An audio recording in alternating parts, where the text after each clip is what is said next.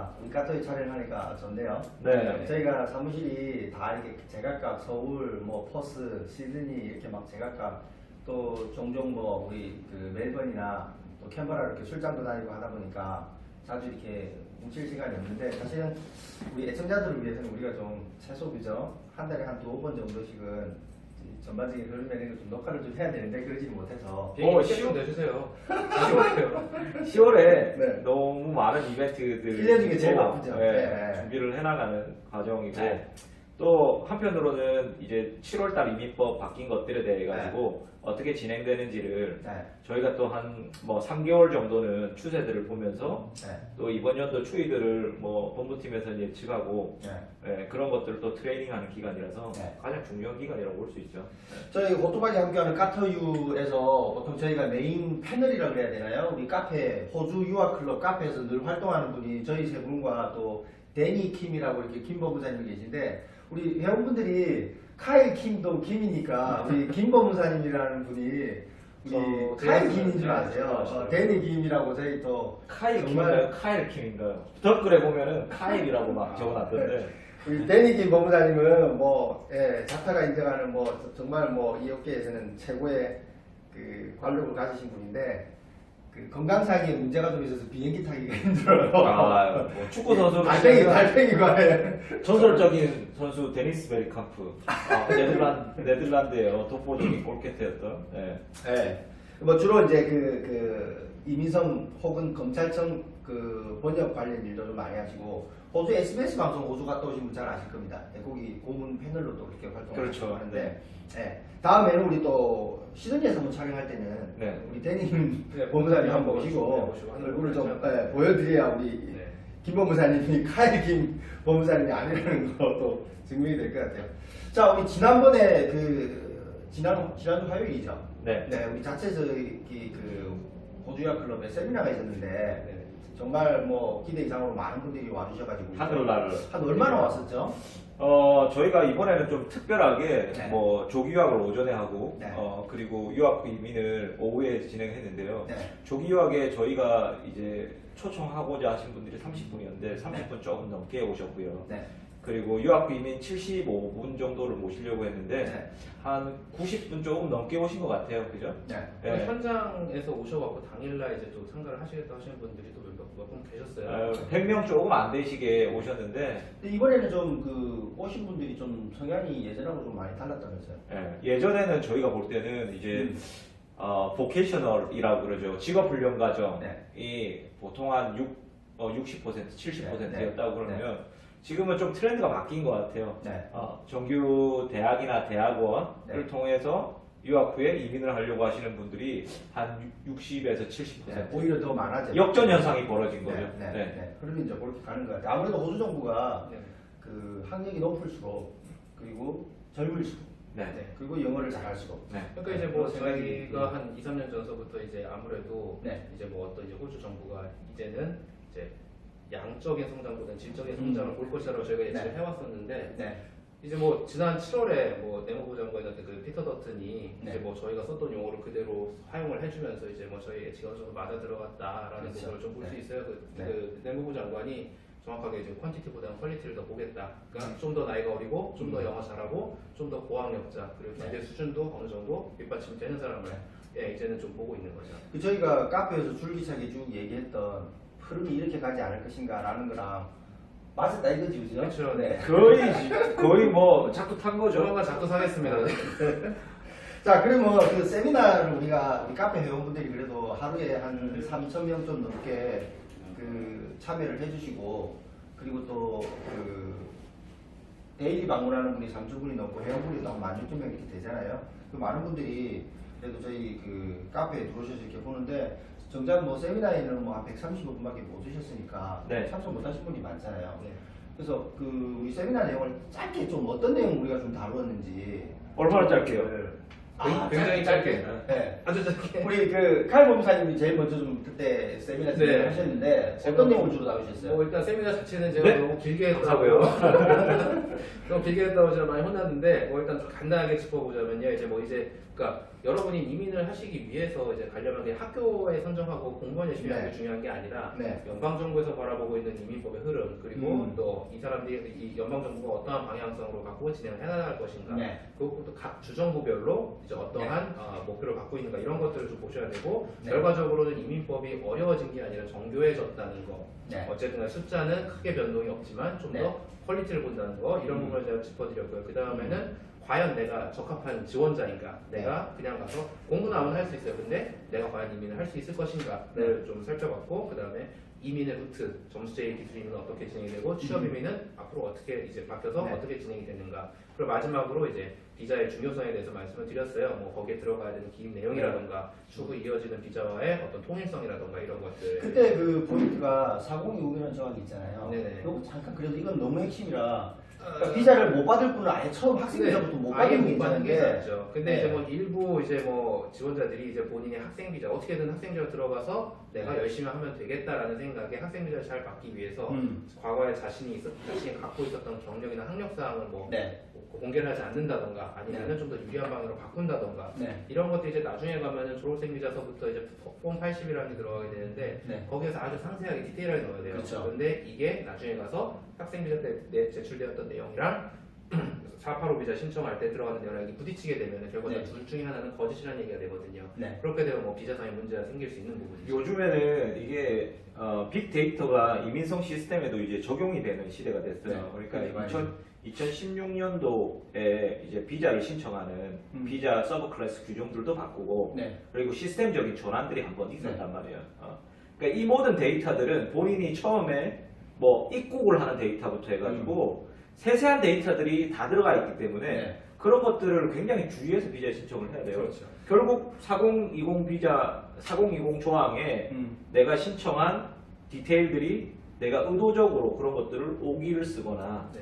또는 뭐 잘못된 정보들을 기입했을 때 나중에는 뭐 영주권을 받든 시민권을 받든 본인에게 굉장히 불리한 요소를 작용하는 시한폭탄이죠, 시한폭탄. 시한폭탄. 네. 그러니까 지금 법무사님 말씀하신 걸 요약하면 이렇습니다. 4060 조항이라는 것이 모든 호주 비자에는 네 자리 숫자의 그 컨디션 조항들이 있습니다. 일할 수 있는 조항, 일할 수 없는 조항 뭐 이런 것들이 다 있는데요.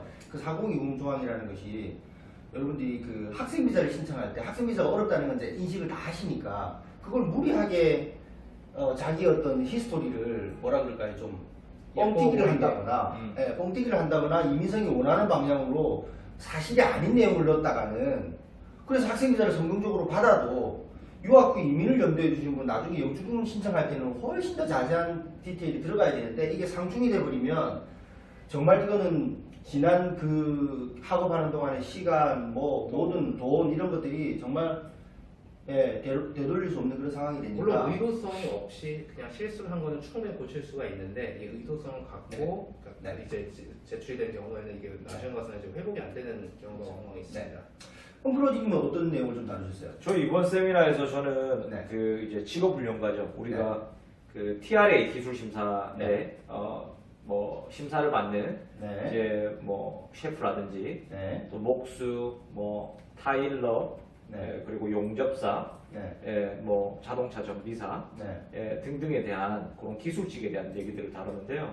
네. 자 일단은 뭐 여러분들이 오시면은 이제 다른 쪽을 통해서 오신 분들은 이러한 TRA를 단계별로 어떻게 준비해야 되고자 하는 이해들을 네. 굉장히 좀 부족하게 가지고 가신 분들이 계세요.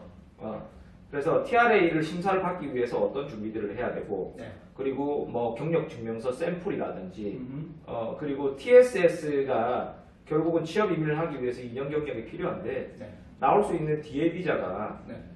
1.5년의 졸업생 임시 비자밖에 없으니 그러면 그 2년을 경력을 충족시키기 위해서 학업적으로 어떻게 완충을 시켜야 될지 그리고 그 이후에 경력은 어떻게 쌓아가야 될지 어떠한 뭐 잡 타스크나 컨디션을 가져가야 될지 네. 이런 부분들을 제가 뭐 샘플이나 도표를 이용해가지고 설명을 드렸었죠. 네. 그 JRP 4단계에서 네. 가장 핵심이 그 2단계잖아요. 그렇죠. 2단계 그 저널을 어떻게 잘 TRA에 보고를 하는지 그 부분도 좀 짚어주셨죠. 그렇죠. 네. 이제 먼슬리 저널을 작성하게 되는데 네.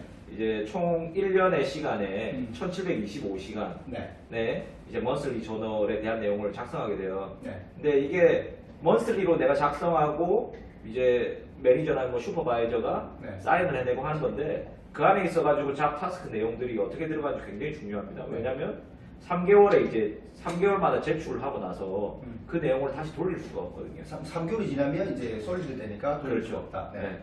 그래서 그게 결국은 그 TRA에서 요구하는 각 직종마다 그 직종이 어떤 업무를 한다라는 게 명시가 돼 있는데 그거와 실제 자기가 한 일이 어느 정도 매칭이 돼야 되는데 그 말은 자기가 데일리 했던 업무가 뭐 10가지라 그러면 그 중에서 이 3가지가 TRA에서 요구하는 업무 내용이 아니라고 하면 굳이 어필할 필요가 없다는 거죠. 그렇죠. 네. 네.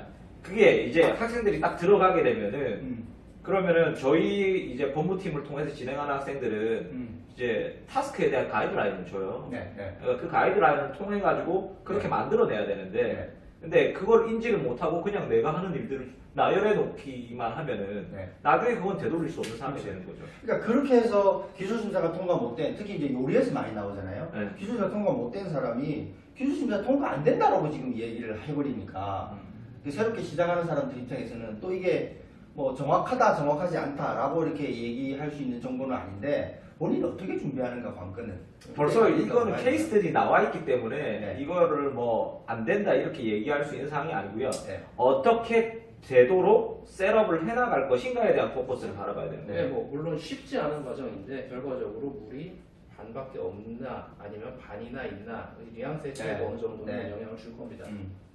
저 같은 경우는 이제 마지막에 그 하이 에듀케이션이라고 그러잖아요. 네네. 주로 이제 학사 석사를 통해서 그 유학 국민에 도전하는 그 과정에 대해서 설명을 조금 드렸는데요. 저는 이제 포인트로 잡았던 게 그 점수제 이민을 많이 가지만 취업 이민으로 가는 경우에는 왜 취업 이민이 어려운지 제가 볼 때는 그 고용주도 심사를 받아야 되잖아요. 고용주가 심사를 받을 때 이 사람들이 어떤 서류를 준비해야 되는지를 네. 신청인 우리 학생들이 어느 정도 인지를 해야 네. 내 고용주가 이런 서류를 준비하는 걸 어려워하는구나 라고 하는 걸 알잖아요. 지금 여기 보면 뭐 회계사가 작성한 그 회사의 뭐 Financial Statement라든지 마스 GST 신고한 내용이라든지 뱅크 스테이트먼트 거래 내역이라든지 이런 것들이 다 들어가야 되는데 그죠. 그런 세부적인 것들을 조금 우리 학생들이 소지할 수 있도록 제가 좀 전달을 좀 했었고요. 그리고 단편적으로 너무 회계, 간호, IT 뭐 이렇게만 좀 생각하는 것 같아요. 사실은 직종이 굉장히 많잖아요. 수많은 직종들이 있죠. 뭐 예를 들어서 뭐 학사 석사를 통해서 유학 비밀을 하는 경우에는 거의 공대 계열은 거의 다 되고요. 의료 계열에서도 우리 학생들은 간호만 생각하는데 사실은 좀 깊이 있게 알고 있는 분들도 계시지만 제가 그때 전달했던 자료를 이렇게 보면요. 영상의학이라는 부분도 있고요. 네. 뭐 물리치료, 작업치료도 있고 메디컬 사이언스, 꼭 의대가 아니더라도 의대 전 단계라고 해야 되나요? 메디컬 사이언스, 바이오메디컬 뭐 인지니어링 뭐 네, 이런 것도 많이 있단 말이에요. 네. 카이로프랙틱이라고 하는 척추교정도 있고요. 그리고 미드와이퍼링도 있고요. 네. 그래서 이걸 조금 다변화시켜서 학생들이 조금 더 보는 게 좀 더 이게 맞지 않을까? 어떻게 보면은 여러분들은 네이버의 노예예요. 예. 그러니까 우리가 서치하는 것들을 네이버로 서치하니까 그게 문제죠. 예. 그러니까 한국 학생들 그냥 바운더리를 도는 정보들만 보는 거죠. 근데 제가 이제 호주에서 한 15년간 살아가면서 다양한 이민자들 축구팀에 오면은 네. 거기에는 유럽계 이민자, 프랑스 이민자, 네. 뭐 또는 다양한 인종들이 있거든요. 네. 걔네들이 이민한 경로들을 보면은 다 틀려요. 그렇죠. 우리가 하는 그냥 뭐 회계사고 IT고 네. 물론 IT도 있지만 예, 이런 것들이 아니라 다 다른 직종들을 가지고 있단 말이에요. 근데 이제 제가 본 바로는 한국 학생들이 왜 이 그 많은 직종들을 들 중에 일부에 치중하냐면 이런 것 같아요. 학업은 사실은 메인 목적이 아니에요. 이민이 훨씬 더 큰 포커스인데 그러다 보니까 내가 하고자 하는 전공이 내가 해왔던 전공이랑 맞으면 괜찮은데 잘 안 맞단 말이에요. 안 맞은 분들이 아까 그 엉클로지님이 말씀하셨던 그 현장 기술직은 좀 뭔가 나랑 거리감이 좀 있는 것 같고 예. 그러면 이제 그냥 심플하게 석사 2년 과정으로 끝낼 수 있는 과정을 좀 생각하다 보니까 주로 회계, IT 뭐 이렇게 좀 치우치는 게 아닌가 생각이 드는데 네, 거기서 조금 제가 더 하자면 한국 학생들이 이제 뭔가 다른 사람들이 많이 했던 거를 네. 경험담을 보고 진행을 네. 하고 싶어요. 그게 네. 문제가 뭐냐면은 이민이 이 직종은 어떠한 절차를 통해서 어떻게 이미 진행이 되는가를 알면은 직종의 선택의 폭이 넓어질 수 있는데 모르니까. 그냥 단순하게 저 사람들은 요리를 음. 통해서 했구나, 저 사람은 간호를 통해서 했구나 하니까 남들이 걸어갔던 거 발자취를 되짚어가려고만 하고 있거든요. 네. 근데 이 절차적인 부분을 전문가랑 상담을 해서 어떠한 식으로 진행이 되는가라고 하면은 선택의 폭이 좀 더 넓어질 수 있겠죠. 거기서 이렇게 이해를 하셔야 돼요. 뭐 예를 들어서 우리 카일 본부사님이 늘 인용을 많이 하시는데 전교 학생이 100명인데 50등 안에 드는 거는 문제를 어렵게 내건 선생님이 문제를 쉽게 내건 큰 영향이 없잖아요. 그렇죠. 100명 안에서 50등이니까. 그런데 학생들은 문제를 쉽게 내면 즉 이민법이 조금 완화된 듯하면 이민이 쉽다고 생각하고 어렵게 이민법을 가져가면 아주 어렵다고 생각하는데 물론 그 대상자는 그래요. 지금 50세에서 45세를 끊었으니까 자기 나이가 45세가 넘으면 그건 안 되는 건 맞아요. 그러나 더 중요한 것은 전교생이 100명인데 갑자기 200명으로 늘어나면 200명 중에 50등은 어렵잖아요. 많은 근데- 분들이 나를 모르는 거지. 네. 내 자신이 그 풀 안에서 그렇죠. 어느 정도의 등수에 들어갈지에 대한 것들을. 근데 전교생이 100명 중에서 뭐 한 예를 들어 70명으로 줄었어요. 그리고 50등 안에 든다? 그럼 또 쉬워질 수 있는 거란 말이에요. 그러니까 이 본질은 여러 사람이 우리 내부에서 요리를 한다라고 할 때 내가 요리를 하면 그 사람이 요리 과정을 끝내고 졸업할 때 가장 많습니다. 그 이유는 네. 나와의 같은 경쟁 성상에 놓인 사람이 가장 많아요. 저는 그런 부분들을 어디에서 찾냐면은 학교의 움직임을 봐요. 하나 포인트. 학교의 움직임을 봐요. 네. 그러니까 우리가 2000또 16년, 네. 16년 이전에 네. 이제 셰프라는 직종들을 또 변경하면서 들어왔었잖아요. 네. 솔리스트 변경하면서. 그러니까 그 이후에 학교가 파급적으로 생겨난단 말이에요. 네. 그러니까 이게 생겨나기 시작하면은 그때 초반에 시작을 하지 못했다고 하면 나와 똑같은 경영자들이 엄청나게 많이 엄청나게 많아지는 거죠. 그리고 우리가 2011년도쯤에 봤던 기존에 있었던 MODL 리스트가 사라졌을 때 네. 그때 흐름은 고용주 이민 형태로 흘러갔단 말이에요. 네. 그 고용주 이민 형태 그게 법이 딱 중단되고 나가는 사람도 되게 많았었잖아요. 네. 근데 이민 통계상으로 보면은 그때 이후 한 2, 3년 가량이 가장 많은 고용주 이민을 해나가는 네. 이런 형태들을 보여줘요. 그러니까 호주 정부가 지난 5년간 19만 명에서 변동이 거의 없어요. 이민 숫자를 줄인 게 아니고 이민 숫자는 똑같아요. 근데 안타깝게도 저희가 2017년 회계연도까지는 4% 5% 정도 전체 그 호주 영주권을 도전해서 받는 사람 중에 한국 사람이 4% 5%는 차지했는데 작년은 2.몇 %밖에 안 되더라고요. 그러니까 우리는 맨날 네이버에서 우리 2%끼리 영주권 된다 안 된다 떠들어도 98%는 여전히 그냥 그렇죠. 그 숫자대로 하고 있다는 거예요. 그래서 제가 요 전공을 조금 그때 말씀을 드렸는데 이 밸류어라고요. 감정, 부동산 감정사가 있어요. 이것도 일반적으로 현장 기술직은 아닌데, 근데 이제 석사는 없지만 학사 3년이면 학사 3년에 학비는 한 4천만 원도 안 되니까 좀 사무 전문직을 조금 원하시는 분은 이런 전공을 한번 조금 시야를 좀 넓혀볼 수 있지 않나 이렇게 좀 설명을 드렸습니다. 아무튼 뭐 이렇게 해서 저희가 세미나를 좀 다뤘는데 저희 서울 사무실에서 자체적으로 뭐 한 20분 맥시멈 한 20분 정도 모시고 하는 세미나는 1년에 한 4번 정도는 하는데요. 코엑스에서 이렇게 크게 하는 세미나는 매년 10월에 이렇게 하고 있는데 또 내년 10월을 또 기약 한번 해보도록 하고요. 그리고 지난 주말에 우리 호주 대사관 주최 유학 박람회가 있었고 또 그 마침 그 박람회 행사장 옆에 또 뭐 다른 일반 업체에서 하는 박람회가 있어서 에릭남이 왔다 그러죠? 에릭남 보셨나요? 아, 저못 봤습니다. 정신없어서 보지는 못했는데 칼 킴, 에릭남 네. vs 아니 근데 법무사님 기각으로 모셨을 때 네. 박람회랑 저희가 이렇게 하는 세미나랑 뭐가 다른 거죠? 박람회는 일단 뭐 호토원님 자주 말씀하시듯이 제약회사들이 나와서 네. 이렇게 자기 제품을 선전하는 네. 이제 그런 형태가 되다 보니까 뭐 제가 봤을 때는 그냥 유학만 한다라고 봤을 때는 박람회 오셔갖고 이제 그 자신의 어떤 그 목표와 니즈에 맞는 학교를 선택을 하실 수 있다면 뭐 아주 베스트예요. 근데 만약에 이게 이민까지 결부가 되게 되면은 사실 그쪽에 가서 올바른 나에게 적합한 지역 또는 학교를 찾는 건 조금 한계가 있다고 보셔야 되죠. 그러니까 이민에는 전공과 지역이 훨씬 좌우가 되는 것이지 어느 학교를 나왔느냐는 아무 의미가 사실 뭐 없잖아요. 학교 네임밸류는 크게 뭐 네. 엉클로지 보시는 시각으로는 뭐가 좀 가장 큰 차이죠? 이게 저희도 이제 박람회를 네. 뭐 지난 한 4, 5년간 네. 예, 저희가 나가면서 네. 제가 확실하게 느낀 것들은 나가면 저희는 통역도 하고 상담도 해드리고 네. 이러한 역할들을 하는데 네. 제가 느낀 것들은 이게 굉장히 어떤 목적 성향이 굉장히 뚜렷한 네. 이윤 창출을 하기 위한 네. 자리잖아요. 네. 그러니까 이제 뭐 경제학적으로 얘기를 한다고 그래도 뭐 정치도 정치 경제학적, 네. 사회도 사회 경제학적 네. 인 측면들로 바라보거든요. 네. 박람회도 박람회 경제학적으로 바라봐야 되는 거예요. 네. 저희가 가면은 그 자리에 앉아 있잖아요. 네. 그럼 그 고객이 네. 이 학교에 적합화된 고객이 아니라고 판단을 해도 옆에 우리 학교 담당자가 앉아 있으면은 어쩔 수 없이 그것에 대해 집중해서 네. 좀 더 좋은 얘기들을 계속적으로 던져야 되고 네. 이게 가지고 있는 메리트적인 부분들을 봐야 되거든요. 근데 아까 전에도 말씀드렸어요. 내 자신을 먼저 알아야 되는 거죠. 네. 호주에서 정상적인 정규 학업을 하든지 네. 아니면 그 학업 이후에 이민까지 끌어가든지 네. 물론 이미 학업을 하다 보면 이민을 하고자 하는 퍼센티지가 거의 한 80% 넘어간다고 봐요. 네. 제가 현지에 있으니까 네.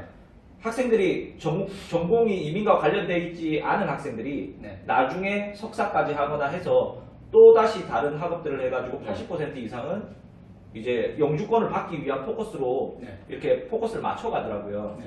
근데 아까 전에 얘기로 잠시 돌아오자면은 우리 박람회를 할 때는 저희가 계속적인 장점에 대한 얘기들만 네. 계속적으로 전달을 하니까 음. 당신이 여기에 맞는 사람인지 안 맞는 사람인지에 대한 네. 분별력을 네. 진실한 가이드라인을 담은 네. 제가 상담을 해드릴 수가 없는 거고 그렇죠. 세미나 같은 경우들은 뭐 법무사님 얘기들을 하는 중간에 막 끊으라고 너무 길어져가지고 그러니까 저희가 하고자 하는 얘기들을 저희가 과감 없이 던질 수가 있는 거예요. 네. 그러니까 이 현재의 이민법과 네. 그리고 우리가 예측하는 부분들 당신이 이 조건일 때 어떻게 대응을 해야 되는지 네. 이러한 부분들을 저희가 얘기를 할 수 있기 때문에 그러니까 정리를 틀린 하자면 거죠. 네. 이런 것 같아요. 그 세미나는 그 자신들의 상황을 좀 파악을 해서 내가 과연 유학부 이민을 할 때 어떤 방향으로 나가야 될지, 어떤 전공이 맞을지, 어떤 지역을 선택해야 될지에 대한 포커스라고 하면 박람회 같은 경우는 자기가 순수한 유학 목적일 때는 그래도 나름대로 장점이 있잖아요. 자기가 정해진 그 전공에 한해서 각 대학을 이렇게 좀 비교하는 그런 자리인 것 같아요. 그러나 이제 그 엉그로님 말씀하신 대로 저희가 오해를 마시면 저희가 세미나도 하고 박람회도 저희가 참석을 하는데 그 학교 강의사가 옆에 있는데 그 학교하고 안 맞는 학생한테 이 학교는 안 맞으니 다른 학교로 가시라 이렇게 할 수는 없잖아요. 앉아있으면 가끔씩 그 얘기를 해요. 이 학교는 이러한 전공들이 있기 때문에 좀 매칭이 안 될 수도 있다. 뭐 이런 얘기를 하면은 또 옆에 학교 관계자들 또 외국인이지만 귀신같이 알아들어요. 네. 자, 끝으로 제가 이 방송을 보시는 우리 호토바기 까터유를 보시는 여러분들 대부분은 유학 후 이민을 염두에 주시는 분이니까 하나 더 포인트를 말씀드린다면요. 아까 말씀 중에 유학 후 이민에 도전해서 영주권을 받는 한국 학생이 작년에는 2%, 그전에는 4, 5%밖에 안 된다고 했잖아요. 그러다 보니까 어떤 현상이 벌어지냐면 유학 후 이민에 유리한 전공과 그 전공으로 선점할 수 있는 지역에 있는 대학, 그러니까 지역마다 점수가 다르잖아요. 그렇죠. 그 대학들은 한국 학생이 항상 뒷북친다는 거예요. 예를 들어서 뭐 중국이나 인도나 네팔 학생들은 훨씬 더 보통은 1년 전에 신청해서 입학 허가를 받아요. 그러나 한국 학생들은 IELTS 준비 다 하고 그리고 이제 유학할까 해서 한 서너 달 전에 지원하면 자리 없죠. 그러면 결국은 한국에서 1년 더 기다렸다가 좀 더 유리한 지역으로 가냐? 아닙니다. 준비 다 했으니까 퇴사도 했고 이제 준비 다 했으니까 그냥 사선책으로 그 지역 아니면 그냥 다른 지역으로 가죠. 이렇게 되니까 벌써 출발선상에서 불리한 입장에 놓이게 되는. 왜냐하면 졸업하고 취업은 지역마다 다 다르고 지역 점수도 있고 없고 190이 되고 안 되고 489가 되고 안 되고 다 다르잖아요. 지역에 따라서. 그래서 그런 것들을 좀 더 우리가 스마트하게 좀 이렇게 왜 지원했다고 학비를 내야 되는 게 아니니까 이 부분이 저희가 하면서 좀 또 안타까운 부분이 아닌가 그런 생각이 듭니다. 도전은 내가 결심했을 때 가장 심플하고 명확하게 시작을 해봐야 돼요. 그래야지. 이거를 바꿔 이야기하면 왜 이런 거 있잖아요. 28살의 홍길동이랑 30살의 홍길동은 다르거든요. 이민법에서는. 그러니까 한국에서 많이 알아서 많이 준비하고 간다고 해서 이민이 더 가까이 오고 그런 건 아닙니다. 그리고 거기다 한마디만 더 하자면은 내가 공부를 시작할 때 나이를 생각을 하면 안 되고 다 공부가 끝나고 이민할 때 나이를 생각해야 돼요. 그렇죠. 네. 그럼 그거 하나만 마지막 끝으로 좀 짚어주세요. 요즘에 호주 안에서는 사실은 IELTS 준비하는 사람은 별로 없고 거의 PT로 전환돼 가고 있는데 한국에서 우리가 보면 만나보면 PT를 처음 듣는 사람, 네, 잘 유학 모르겠어요. 이민을 하겠다는데 PT를 처음 듣는 학생도 있고 그래요.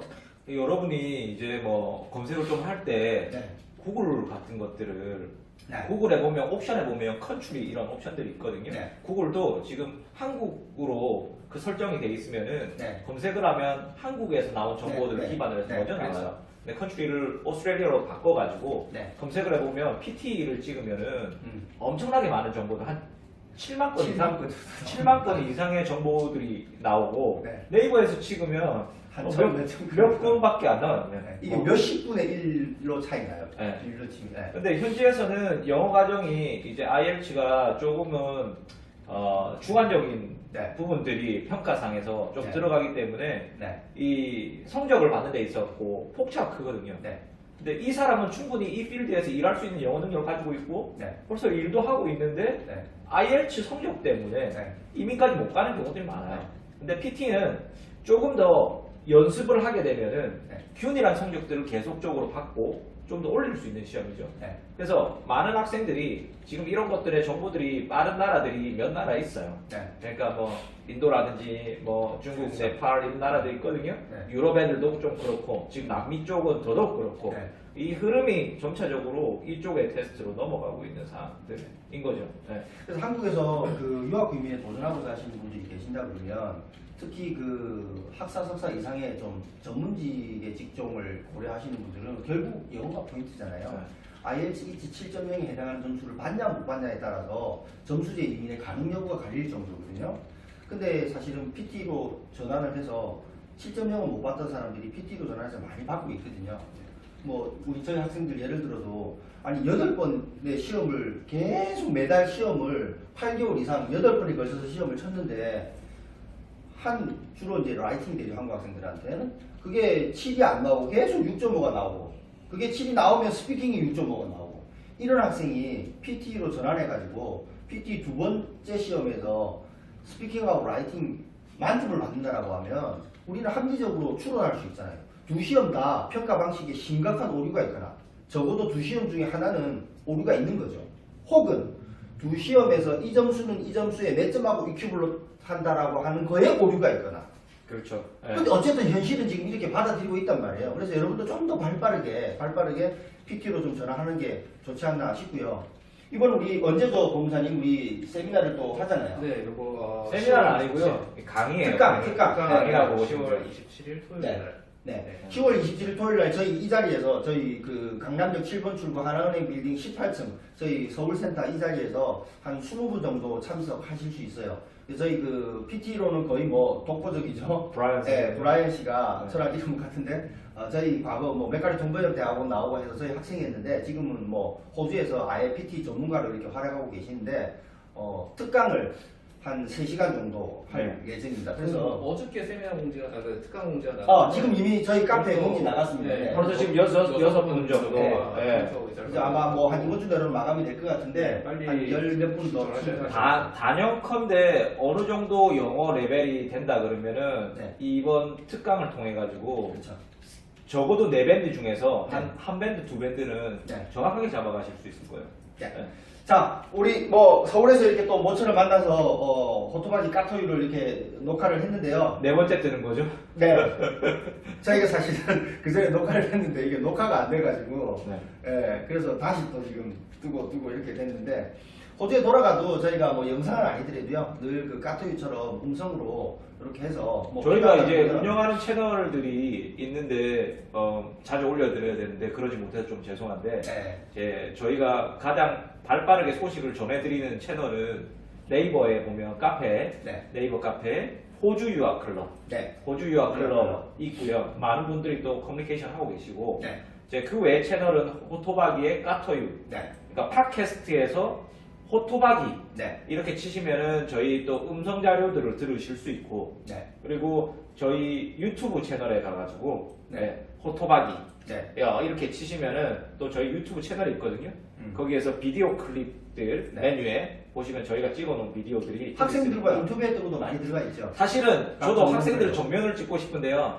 프라이버시 보호를 해주고 싶어요. 제가 호주에서 살고 있는 사람이기 때문에 네, 네. 얼굴을 직접 대고서 찍었을 때 네. 그러한 좀 가식적인 얘기들이 나올 수밖에 없거든요. 네, 네, 네, 네. 그래서 저는 야, 이제 현지에서 내가 뭐 어떤 학교에 불만이 있었건 네. 어떤 일들을 당했건 네. 뭐 이런 것들도 가감없이 좀 얘기를 하자는 측면에서 네. 뒤통수가 보이는 인터뷰. 뒤통수가 보이는 일명 뒤통수가 보이는 인터뷰. 뒤통수만 보이는 인터뷰? 네. 네, 제가 찍고 있죠. 네. 그러나 할 말 안 할 말 다 하는 인터뷰. 네, 그렇죠. 네. 네. 그래서 그것도 여러분들만 보시지 마시고요. 혹시 주변에 호주 유학 이민을 염두에 두시는 분이 계신다 그러면 그 팟캐스트나 아니면 유튜브 동영상에서 그 호토박이, 호주 토박인데 줄여서 호토박이라고 치시면 저희가 올려놓은 많은 영상 자료, 음성 자료들이 있거든요. 그래서 그거를 보시고 도전하지 말아야 될 분은 도전을 안 하고 도전할 분은 좀 빨리 도전을 하고 이런 거에 좀 저희가 기여를 하고자 하니 공유를 좀 해주시면 더 감사하겠습니다. 자, 오늘 한 30분 더 녹화를 했네요. 네. 언제까지 계세요? 저는 10월 말까지 서울에 있을 예정입니다. 업무사님 언제까지? 저도 10월 29일까지 근무합니다. 네. 저는 내일 갑니다. 그렇군요. 혹시 이번에 뭐 박람회 등이나 각종 박람회 등을 다녀왔는데 학교들 소개를 받았는데 과연 이 학교가 나에게 맞는지, 이 전공이 나에게 맞는지, 혹은 이제 곧 1월 달에 이제 유학 빈민에 도전하려고 호주에 가는데 나름대로 플랜을 다 짜놨는데 과연 이 플랜이 호주 현실에 얼마나 맞는지 저희를 통해서 뭐 학교 수속을 하고 전혀 상관없으세요. 저희한테 연락 주시면 법무사님이랑 호토박이 제가 10월 말까지 있으니까요. 적어도 그 플랜에 어떤 애로점이 있는지 어떤 장애 요소가 있을 건지 정도는 저희가 좀 가감 없이 답을 드리도록 10년이 훨씬 넘는 기간 동안 이 일을 해왔기 때문에 네. 딱 보면 알아. 얼굴만 딱 보면 나와.